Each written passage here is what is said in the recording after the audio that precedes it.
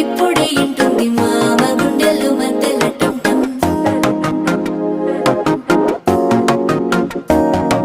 సిరిపోరికి మెల్లగా తెలిసింది ఆశ పెంచిన అక్షత టంటం